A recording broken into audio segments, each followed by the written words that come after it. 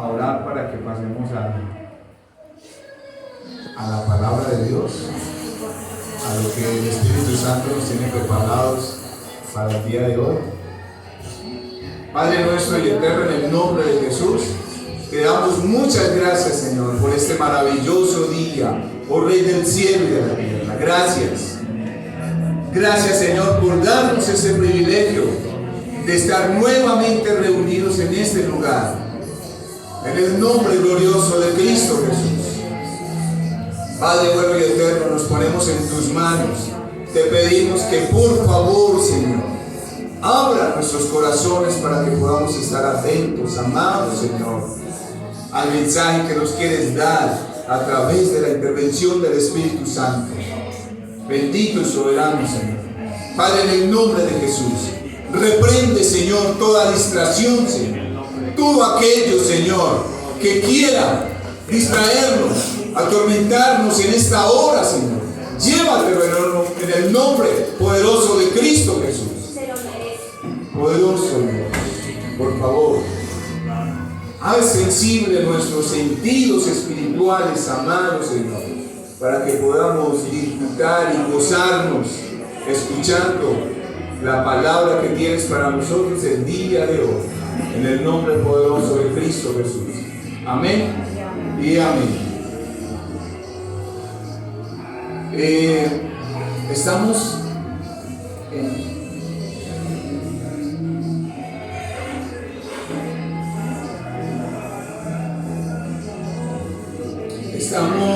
en la época de la Navidad. Precisamente hoy el mundo conmemora el nacimiento de Cristo.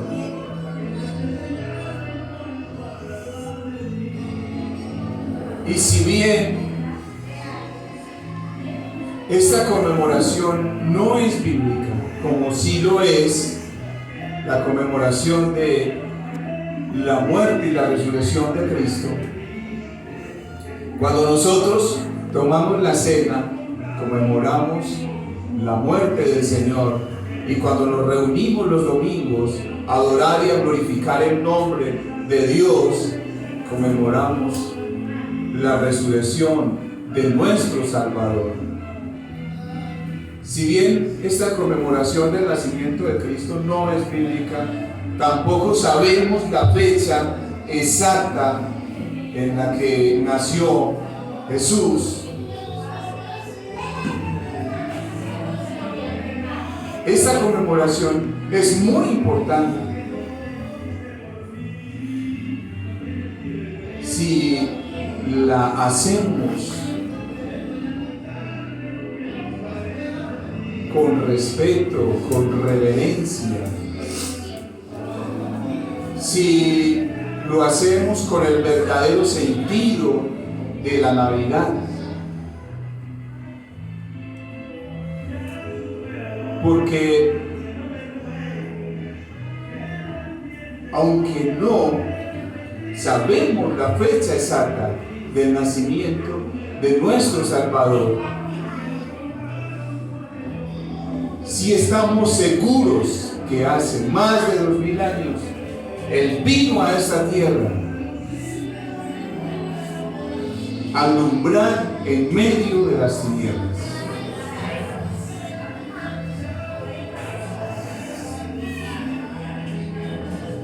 Pero la conmemoración del nacimiento de Cristo, la Navidad, el mundo la ha reducido solamente a algunas cosas, como los regalos, como las tarjetas, como el pesebre, como el alumbrado, las novenas, como a las fiestas, al licor, a las drogas, a celebrar de manera indebida. Y no hemos celebrado como deberíamos hacerlo. celebrar que un día vino Cristo a esta tierra a traernos esperanza, porque el hombre por sí mismo es incapaz de alcanzar la salvación. Y si no hubiese sido porque Dios envía a su Hijo a esta tierra, a una cruz, a pagar por nuestros pecados, para redimirnos, ¿qué sería de nosotros? El día que entendamos el verdadero sentido de la Navidad, lo que vamos a hacer es alabar y glorificar al nombre de Dios, postrarnos a pedir perdón y hacer obras verdaderas de arrepentimiento. Porque alguien ha venido a traer vida y vida en abundancia cuando nosotros estábamos muertos en nuestros delitos y pecados. Y qué ironía que estamos en una época donde se conmemora el nacimiento de Cristo, pero es donde menos se habla de Cristo. Aún el pueblo cristiano en esta época es donde menos se congrega, porque nos dejamos absorber el tiempo por una cantidad de cosas que nos están quitando el verdadero privilegio, y es de adorar y glorificar el nombre de Cristo. Ahora su Biblia, por favor, en Lucas capítulo 2, y vamos a leer desde el versículo 1 hasta el 11. Aconteció en aquellos días que se promulgó un edicto de parte de Augusto César, que todo el mundo fuese empadronado. Este primer censo se hizo siendo Cirenio gobernador de Siria, e iban todos a ser empadronados, cada uno a su ciudad. Y José subió a Galilea, de la ciudad de Nazaret a Judea, a la ciudad de David, que se llama Belén, por cuanto era la casa y familia de David, para ser empadronado con María su mujer, desposada con él, la cual estaba encinta. Y aconteció que estando ellos allí, se cumplieron los días de su alumbramiento, y dio a luz a su hijo primogénito, y lo metió en pañales y lo acostó en un pesebre, porque no había lugar para ellos en el mesón. Habían pastores en la misma región que velaban y guardaban las vigilias de la noche sobre su rebaño. Y he aquí se les presentó un ángel del Señor, y la gloria del Señor los rodeó de su esplendor, y tuvieron gran temor. Pero el ángel de Dios les dijo: no temáis, porque he aquí os doy nuevas de gran gozo, que será para todo el pueblo. Que os ha nacido hoy en la ciudad de David un Salvador, que es Cristo el Señor. Amén, amén y amén. Vamos a leer nuevamente desde el versículo 1 hasta el 5. Y aconteció en aquellos días que se promulgó un edicto por parte de Augusto César, que todo el mundo fuera empadronado. Este primer censo lo hizo siendo Cirenio gobernador de Siria, e iban todos para ser empadronados, cada uno a su ciudad. Y José subió de Galilea, de la ciudad de Nazaret a Judea, a la ciudad de David, que se llama Belén, por cuanto era la casa y familia de David, para ser empadronado con María su mujer, desposada con él, la cual estaba encinta. Amén. Como vemos en esta primera parte, el emperador romano saca un edicto, un decreto, donde le ordena a todo el pueblo judío hacer un censo, censarse. Y este censo lo tenían que hacer cada uno en su lugar donde había nacido. Es decir, que todo el mundo tenía que desplazarse hasta las cabeceras de las aldeas, de las ciudades. Y resulta que en el tiempo del censo, José y María se desplazan a Belén de Judea para cumplir con la orden del rey, y se cumple el tiempo del alumbramiento de María. Como Dios es tan perfecto y escoge los tiempos, los momentos, los lugares para todo, absolutamente todo.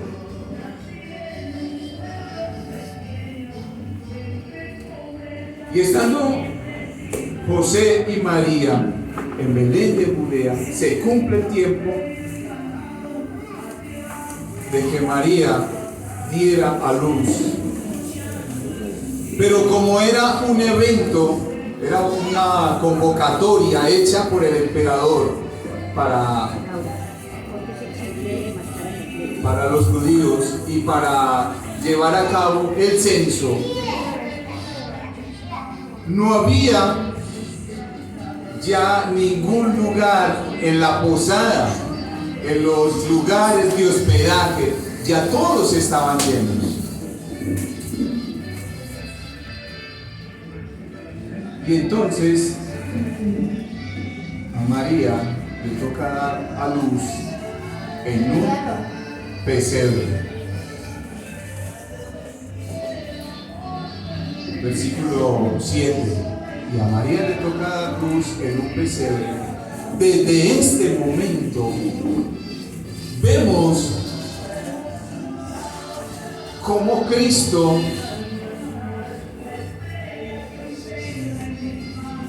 cuando se baja de su trono y se despoja de todo para venir a esta tierra a humillarse como hombre. Vamos a leer Filipenses capítulo 2, versículo del 5 al 8. Filipenses capítulo 2, versículo del 5 al 8.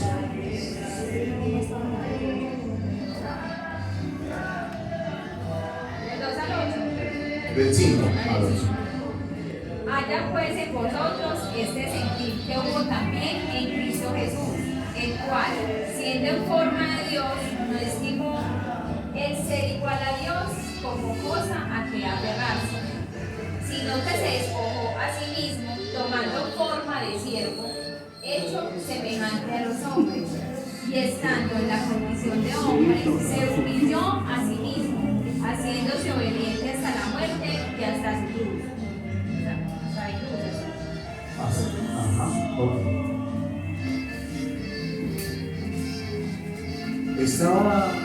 Venía a esta tierra, estaba naciendo el rey de todos los reyes, y no hubo lugar para ellos en el mesón, en la posada. Y este rey nace en un pesebre o en una pesebrera, en un establo. Desde ahí, Cristo empieza a mostrar su humildad, pero también a mostrar la condición mísera en la que se encontraban las personas en ese momento, o en la condición mísera en la que se encuentra un hombre que no tiene a Cristo. Él viene, se humilla, Él se despoja de todo en el cielo, se hace pobre,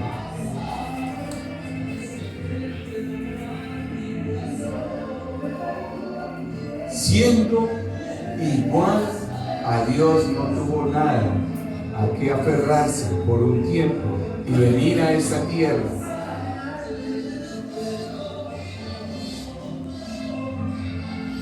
para traer salvación, para traer esperanza, para traernos libertad,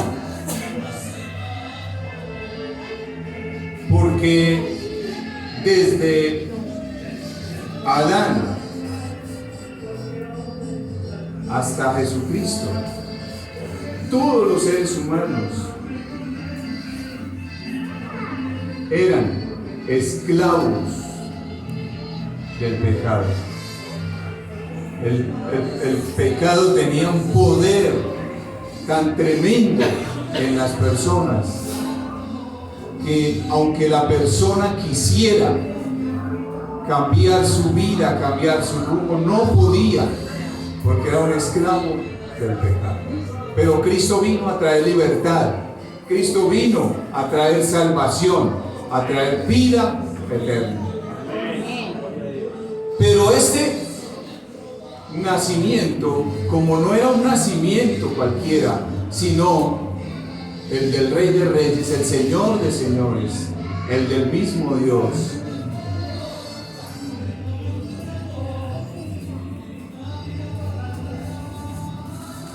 mucho antes ya había sido anunciado por los profetas.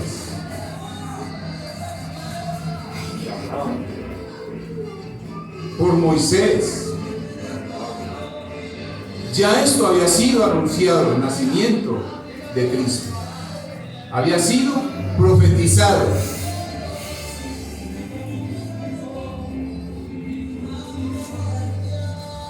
Y desde el nacimiento de Cristo hasta el momento en que Él sube a los cielos, después de su resurrección, dicen los estudiosos que tenían que cumplirse aproximadamente 150 profecías.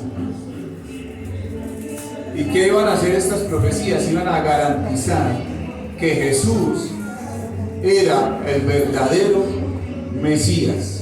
Por eso Dios, por medio del profeta Isaías, en el capítulo 7, versículo 14,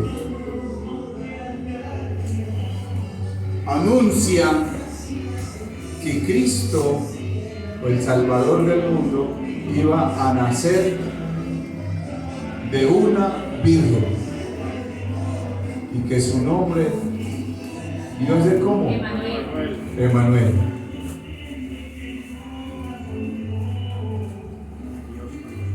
Pero también Dios, por medio del profeta Miqueas, en el capítulo 5, versículo 2, también había anunciado que iban a nacer, ¿dónde? En Belén de Judea. Vamos a leer este versículo, Miqueas capítulo 5, versículo 2. Pero tú, Belén Efrata, pequeña para estar entre las familias de Judá, de ti me saldrá el que será Señor en Israel, y sus salidas son desde el principio, desde los días de la eternidad. anunciaba que Dios había anunciado ya por medio del profeta Miqueas que iban a nacer en Belén de Judea, pero que ese no era el principio de Jesucristo. ¿Por qué? Porque Jesucristo era desde la eternidad y hasta la eternidad. El apóstol Juan dice en Juan capítulo 1, versículo 1, en el principio era el verbo, y el verbo era con Dios, y el verbo era Dios. Y en el versículo 14 de ese mismo capítulo dice, y el verbo se hizo carne y habitó entre nosotros. Isaías capítulo 9, versículo 6.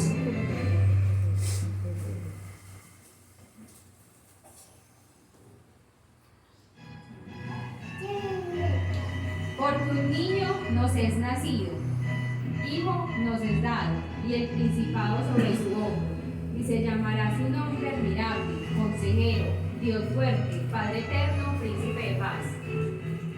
O sea que este nacimiento no era de un niño cualquiera, era el mismo Dios que venía a esta tierra. Entonces aquí llevamos ya varias profecías. Por ejemplo, iban a nacer de una virgen, su nombre es Emmanuel, van a nacer en Belén de Judea.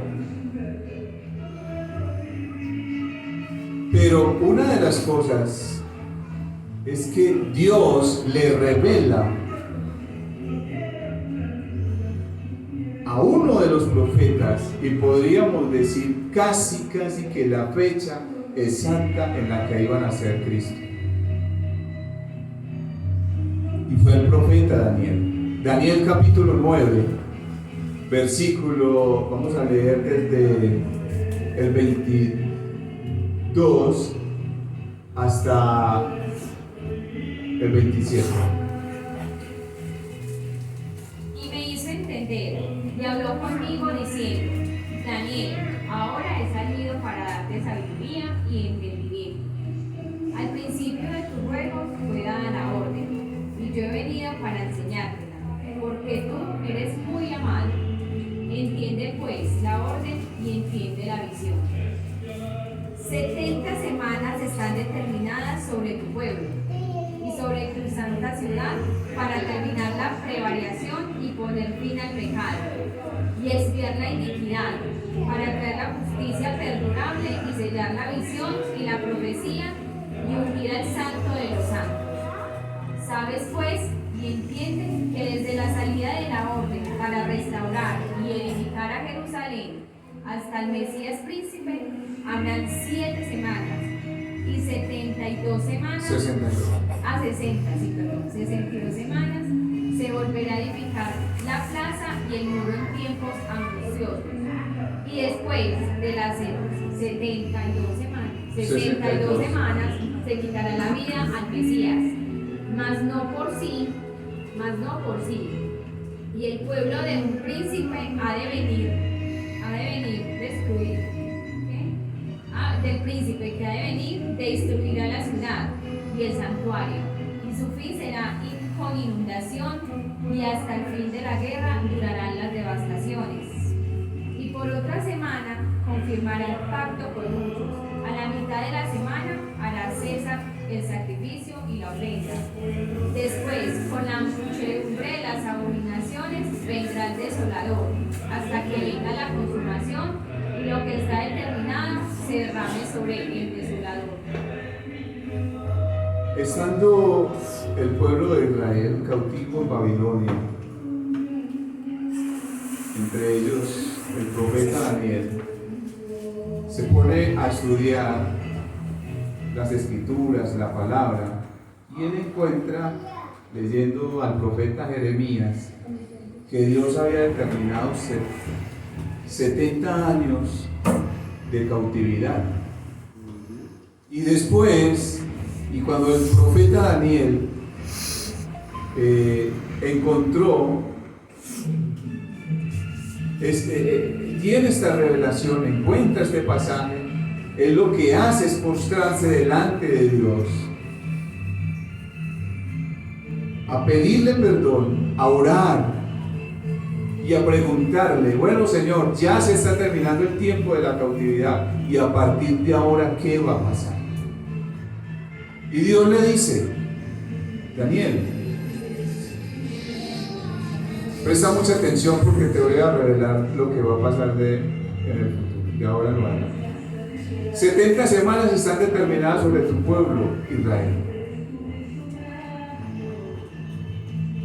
Para los judíos hay semanas de días, es decir, que una semana de días tiene 7 días, pero también hay semanas de años, hay semanas de 7 años. Él le dice, 70 semanas están determinadas sobre tu pueblo Israel. Presta mucha atención lo que te voy a anunciar. Después de que el rey Ciro dé la orden para que este pueblo salga de la cautividad, escuche bien, hasta el Mesías príncipe habrán 7 semanas y 62 semanas. Versículo 25 le dice, hasta el Mesías príncipe, 62 semanas. Si nosotros multiplicamos 62 semanas